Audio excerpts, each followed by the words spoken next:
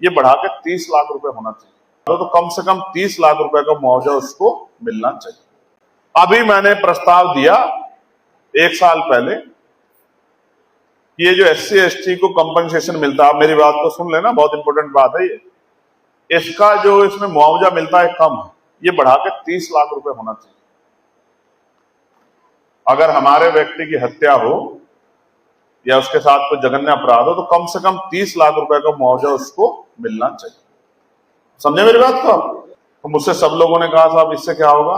मैंने कहा इससे ये होगा कि जिस परिवार का कोई व्यक्ति चला जाएगा तो वो कम से कम उसके बच्चे भूखे नहीं मरेंगे, किसी के हाथ नहीं फैलाएंगे, वो कम से कम मुख्य धारा में तो नहीं लेकिन कम से कम थोड़ा सा अपने आप को संभालने की कोशिश करेगा, उसको संबल मिलेगा। तो बोले ठीक है जी, इस पे कोशिश करते हैं। मैंने कहा प्रस्ताव भेजो, बाकी गवर्नमेंट के ऊपर छोड़ दो, आपको प्रस्ताव भेजना चाहिए। मैंने कहा इससे 2 चीजें होंगी। बोले क्या?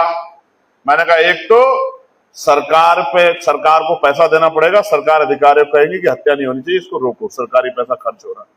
दूसरा, अगर इसमें और कुछ करना चाहते तो बोले कोई सुझाव। मैंने कहा जो व्यक्ति अब हम पे हिंसा करे उसी की संपत्ति कुर्क करो, उसी से लो पैसा, सरकारी पैसा मत लो।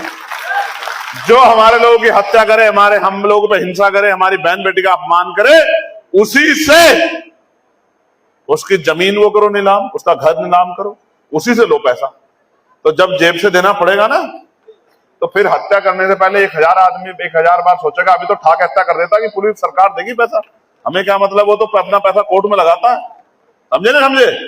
मैं कह रहा हूं जिस दिन इस देश में 100 लोगों की कुर्की हुई और 100 लोगों को पैसा भरना पड़ा, आप मेरी बात कर रखना, वो अपनी पीढ़ियों को कह के जाएंगे किसी पर अत्याचार मत करना। आप समझो मेरी बात को?